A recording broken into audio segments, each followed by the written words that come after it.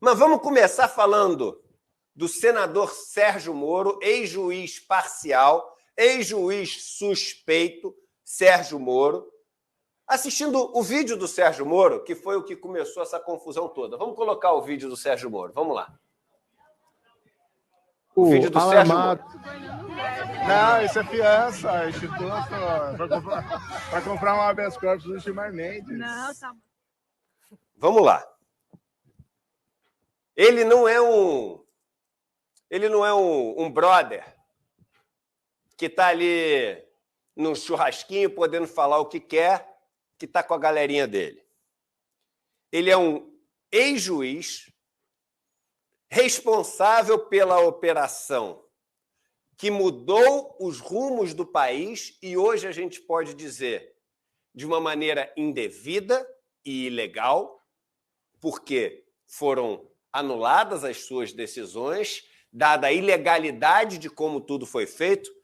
E aqui é o seguinte, a gente não está discutindo eu sou a favor do PT, eu sou contra o PT, eu gosto do Lula, eu não gosto do Lula, eu gosto do Bolsonaro, eu não gosto do Bolsonaro. A gente está falando o seguinte, você, meu irmão, você, minha irmã, que pode cometer erros na sua vida, que pode ser levado à justiça, que pode ter uma visão de mundo completamente diferente da minha. Você vai exigir que o seu processo seja conduzido por pessoas que estejam ali para aplicar a lei e não a sua vontade pessoal. De repente você, imagina, você é palmeirense, o juiz é corintiano e por conta disso você vai preso. Parece uma maluquice, né? Então isso é uma extrapolação para te mostrar o seguinte, que o que o juiz ou as pessoas envolvidas no processo tiverem de opinião pessoal em relação a você, não deveriam valer nada. Porque senão esse juiz ele passa a ser parcial. Ele passa a ser suspeito. Imagina, o juiz não gosta do teu sotaque? O juiz não gosta da cor da sua pele? O juiz não gosta do teu corte de cabelo? E por conta disso a sua pena é diferente? Te parece um absurdo? Pois é um absurdo. Por isso que te parece um absurdo. Então, a gente não está entrando em gosto pessoal de política, disso, fez, não fez. O mesmo, é importante dizer, o mesmo Supremo que tomou decisões que levaram à prisão do Lula, tem gente, porque esse Supremo aí, tudo amigo do Lula, foi por conta do Supremo que negou habeas corpus. Vamos lembrar que o Supremo negou o Lula da entrevista na prisão. Então, não dá para dizer que era o Supremo amigo do Lula. Esse mesmo Supremo, quando teve acesso às gravações da chamada Vaza Jato, que mostraram todo um acordo ali entre quem acusava e quem julgava, uma combinação, eles falaram, olha, o Moro é suspeito, é parcial, e não quer dizer que não teve nada, quer dizer que é o seguinte, esse processo ele foi feito todo errado, então ele está todo anulado. Mas foi um cara que mudou o rumo do país. Foi um cara que foi responsável pela eleição do Bolsonaro, porque a sua operação feita de maneira ilegal tirou o líder das pesquisas e, por acaso, modo irônico ligado, por acaso, imediatamente após a vitória do Bolsonaro, ele virou ministro da Justiça do Bolsonaro. Mas esse cara mudou o rumo do país. Esse cara mudou o rumo do país de uma maneira ilegal. Mas mudou. E aí o que acontece? Esse cara depois vira ministro da Justiça. Esse cara depois vira senador da República. Então, se a gente já tem que tomar cuidado com as coisas que a gente fala, imagina uma pessoa que ocupa atualmente o cargo de senador da República, foi ministro da Justiça, então o cara deveria entender alguma coisa de lei. O cara não foi ministro da Pesca. O cara não foi ministro da Cultura, o cara não foi ministro da Ciência e Tecnologia, o cara foi ministro da Justiça. E o cara foi o juiz responsável por uma das operações mais relevantes no país em termos de consequências para o país. O cara chega gravado por um celular, Roberta. Ele estava vendo que ele estava sendo gravado por um celular. E ele fala que se é para comprar, olha lá, para comprar habeas corpus, aí, meu irmão, é com o Gilmar Mendes, porque é o Gilmar Mendes que vende habeas corpus. Para comprar um habeas corpus do Gilmar Mendes. Isso aqui não tem dúvida. Se você vai comprar um habeas corpus do Gilmar Mendes, o Gilmar Mendes vende habeas corpus. Interpretação de texto 101, diriam os americanos. O básico do básico do básico de interpretação de texto. Para comprar um habeas corpus do Gilmar Mendes. Gravado, e o Sérgio Moro falando. Eu hoje de manhã encontrei um policial, amigo meu. Estava ali esperando para sair de casa, na minha rua. A gente sempre bate papo. E aí eu falei assim, vem cá, deixa eu te fazer uma pergunta. Você fica acompanhando esse negócio do Sérgio Moro, etc. Se você chega e faz uma gravação, ou gravam você no vídeo, você olha para a câmera e fala assim, meu irmão, é o seguinte, quer ganhar uma graninha? Então tu fala lá com o coronel que faz os acertos lá com o tráfico de drogas. Ele que sabe de ganhar graninha vendendo ali decisão sobre operação policial. Eu falei assim, se tu faz isso, sai um vídeo teu, policial, falando do coronel, de um coronel assim. Eu falei assim, acontece alguma coisa contigo?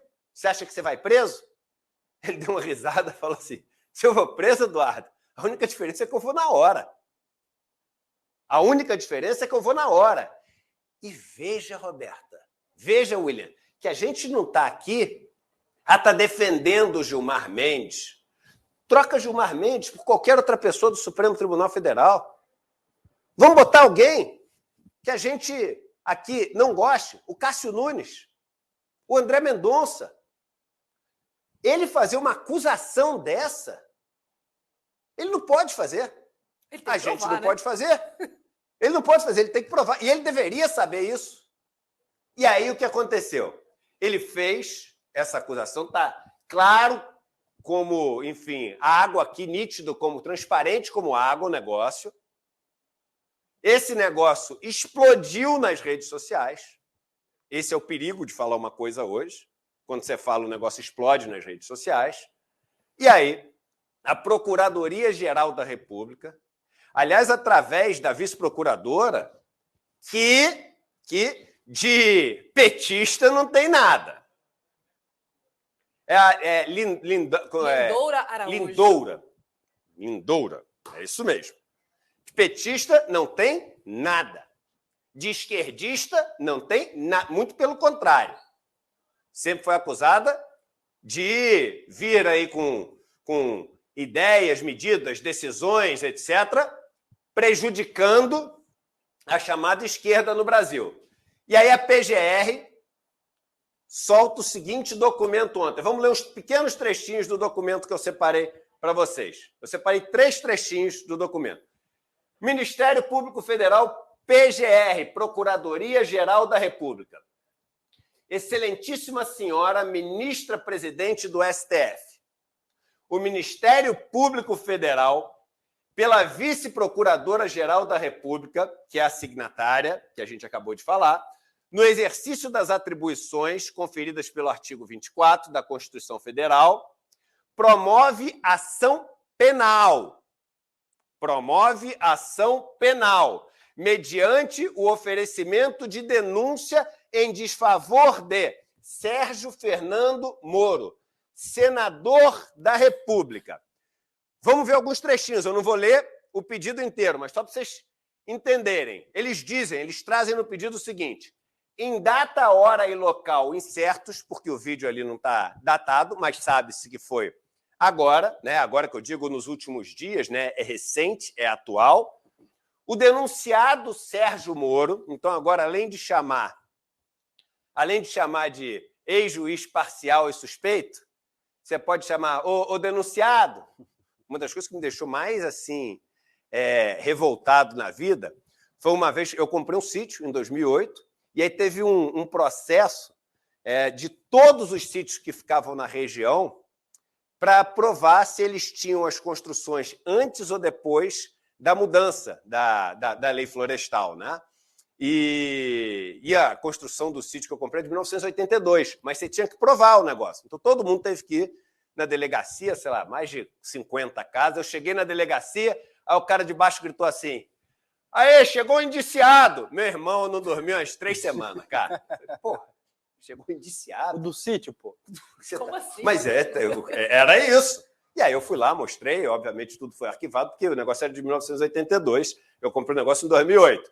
Mas aqui, ó, Fernando Moro, denunciado pela PGR, com livre vontade e consciência, ou seja, ninguém pressionou ele para fazer, ninguém instigou ele a fazer, caluniou o ministro do Supremo Tribunal Federal, Gilmar Ferreira Mendes, imputando-lhe falsamente o crime de corrupção passiva, porque isso é corrupção passiva.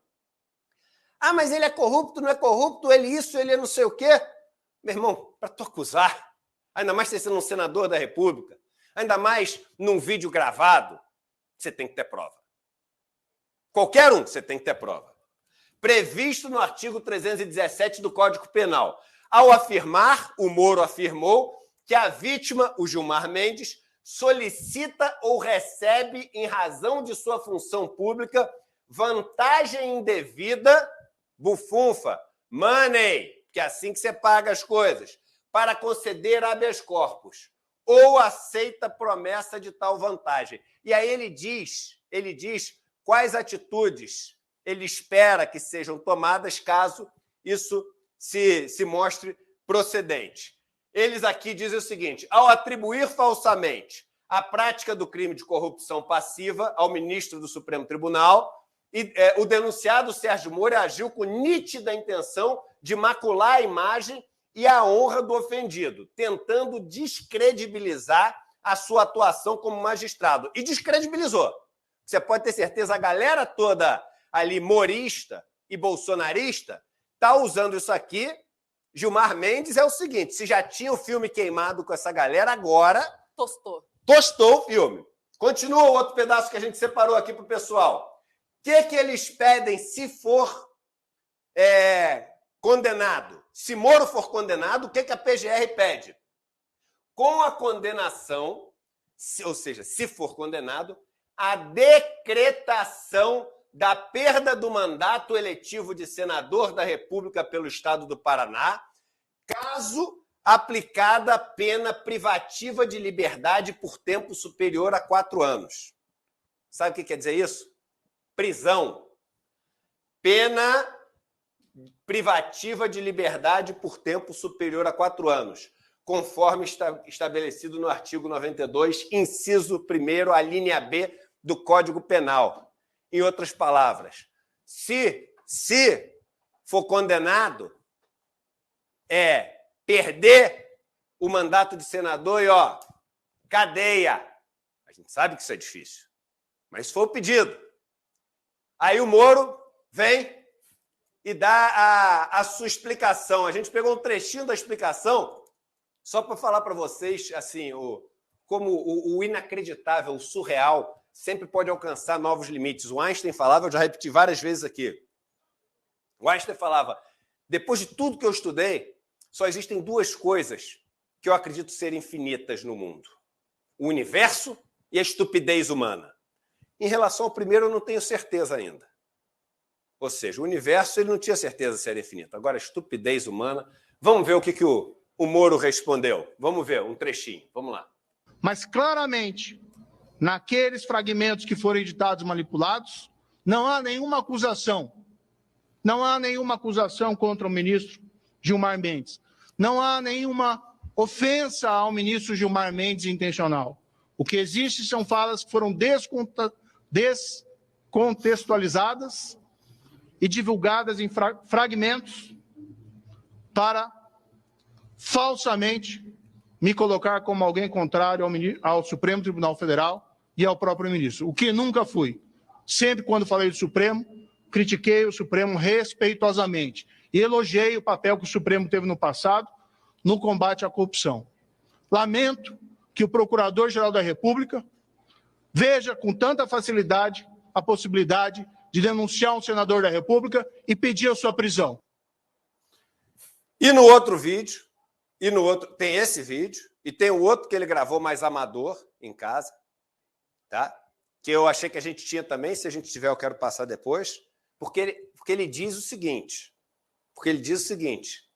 que eles pegaram um trecho de uma brincadeira. Foi uma brincadeira. Meu irmão, tu quer brincar, vai pro parquinho de areia, não vai ser senador da República. Tu quer brincar, vai pro cercadinho, aí no parque em frente à tua casa, entendeu? Desenha no chão aquele negócio lá que faz assim, como é que é o nome? Aquele negócio assim, faz amarelinho, meu irmão. Tu é senador da República, tu não tá aí para fazer brincadeira. Tu não tá aí para fazer brincadeira com o ministro da Corte. Você era juiz, se lembra? Você era juiz. As palavras que a gente fala, elas carregam uma responsabilidade enorme. Baltazar Gracian, um dos grandes pensadores, era católico, mas depois do que falou, a turma, enfim, raquetou ele. Ele foi um dos grandes inspiradores de Voltaire, Schopenhauer, Nietzsche, grandes pensadores. Ele dizia o seguinte: fale como se estivesse escrevendo um testamento. No livro A Arte da Sabedoria, mais de 300 aforismos. Fale como se estivesse escrevendo um testamento. Há sempre espaço e tempo para dizer uma palavra a mais, mas é impossível voltar atrás e tirar uma palavra que já foi dita. Não dá. Não dá. Aquela história, a flecha lançada, a pedra tirada e a palavra proferida não voltam atrás. Esse oriental, esse ensinamento, você falou, não é brincadeirinha. E dizer que não ofendeu, e dizer que não caluniou, ou você, talvez para você não seja uma calúnia, porque talvez você ache normal. Você acha normal, Moro? Não vou nem chamar de senador, não. Você acha normal, Moro? Um ministro do Supremo, um advogado, um juiz, um desembargador, alguém do sistema de justiça brasileiro, alguém vender ali uma decisão, uma opinião?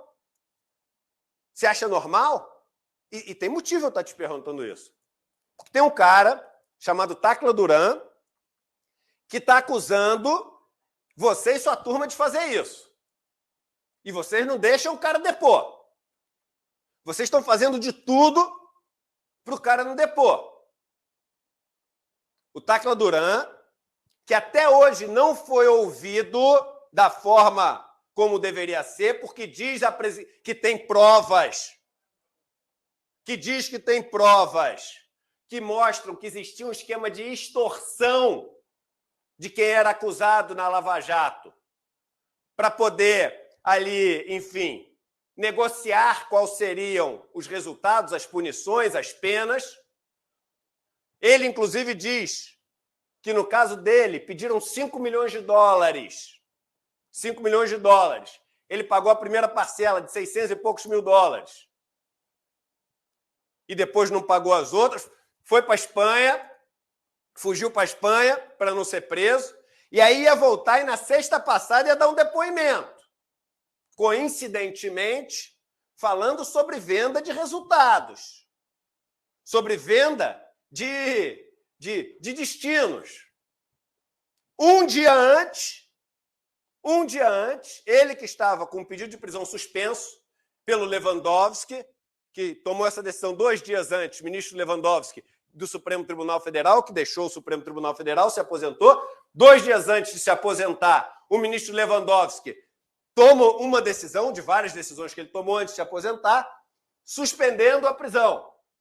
E aí, um desembargador do TRF4, Marcelo Malucelli, Marcelo, o primeiro nome dele, suspende a suspensão. Em outras palavras, ele faz com que o pedido de prisão volte a valer. E aí, o cara que dizia ter provas que implicavam Moro, Dallagnol e várias pessoas da Lava Jato, o cara não dá o depoimento de novo, não consegue mostrar as provas, não consegue dar o depoimento. E aí a gente descobre que o desembargador Malucelli é simplesmente pai do sócio do Moro. Ainda sócio. Eu tomei um susto outro dia quando vi que era sócio. O Moro saiu, depois virou senador. Mesmo assim, não pode fazer, mas ainda é sócio. O Moro ainda é sócio. Ele disse, ainda sou associado. Mas não é só isso. Porque o Malucelli, o filho dele, é namorado da filha do Moro. A famosa relação de compadrio. Aí, meu compadre, né? Pô, que bonito ver nossos filhos juntos, né? Que bom unir nossas famílias. Coisa meio medieval, né? Mas é curioso, né? Porque quando ele fala do Gilmar Mendes e faz essa acusação, são acusações que rimam com acusações que estão fazendo contra ele e a turma da Lava Jato. Edu, deixa eu fazer uma breaking news para você. O Edu gosta de citar pensadores, eu vou citar um pensador contemporâneo, que é o Casimiro. Grande Casé. O Sérgio Moro meteu essa. O Sérgio Moro postou agora há pouco mais uma versão de defesa dela. Essa você não viu ainda, Edu. Vai ser um react pro Edu. Vamos lá. Põe na tela, por favor. O Sérgio Moro disse o seguinte: a recente postagem do Felipe Moura Brasil esclarece tudo. Brinca-se sobre cadeia em festa junina na qual paga-se uma prenda para sair. Atenção, não é crime pagar ou receber nesse caso, a não ser que a PGR queira dizer que acusei o ministro Gilmar Mendes de vender habeas corpus contra prisão de festa junina. Penso que a denúncia é absurda. Que loucura, gente! E é isso mesmo? Agora ele já até escreve, porque tu imagina o Moro tentando falar isso. Ele não conseguiu falar o outro que era simples. Se atrapalhou todo, imagina ele falando isso. Pelo amor de Deus, não dá. E a gente exige que isso seja apurado, que ele tenha o direito de defesa, que o rito seja todo seguido, porque é isso que a gente defende aqui, que a justiça funcione para todos da maneira correta, e que, caso comprovado tudo, e não foi festa junina, pelo amor de Deus, aí é isso aí, a CNN está passando pano. A CNN do Chiquinho Scarpa, né, que tu falou, que está trazendo notícia do Chiquinho Scarpa. Imagina a turma da CNN nos Estados Unidos sabendo disso. Quem é o Chiquinho Scarpa? No, you don't know? Chiquinho Scarpa, very famous in Brazil. Chiquinho, you don't know Chiquinho? Oh, Chiquinho. Que Chiquinho? Vamos falar de coisa séria, vamos falar de coisa que precisa falar para o país. Então é o seguinte, a gente quer que isso seja apurado e que, comprovado, tudo seja punido. A gente quer que o Juscelino Filho seja também investigado de uma maneira assim séria pelas acusações e que seja punido, inclusive, perdendo o posto de ministro. A gente quer que o Marcos Duval seja investigado também, por causa do absurdo que fez de inventar um golpe de Estado, podendo gerar uma convulsão no Brasil inteiro e depois dizer que era tudo uma armação para poder implicar o ministro Alexandre de Moraes. A gente quer começar a ver as coisas serem... E não simplesmente servirem de barganha para o jogo político, para, olha só, vou te aliviar aqui, mas tu vota ali para mim a favor. Não, porque isso não acontece com quem pega um pedaço de carne no supermercado porque está morrendo de fome. Isso não acontece com o moleque que é pego com uma bituca de maconha e que é posto como traficante. Até ser julgado nunca. E fica lá na prisão e acaba entrando para o crime organizado, porque na prisão outro entra para o crime organizado, outro morre. A gente quer ver esse julgamento ser feito de uma maneira exemplar. Moro, eu acho que a maior contribuição que você poderia dar para esse país é recebendo uma punição exemplar. Porque se você fez a gente desacreditar da justiça, quem sabe o destino não tenha guardado para você o papel de nos fazer acreditar de volta na justiça também. Não com as suas decisões, mas com a sua punição.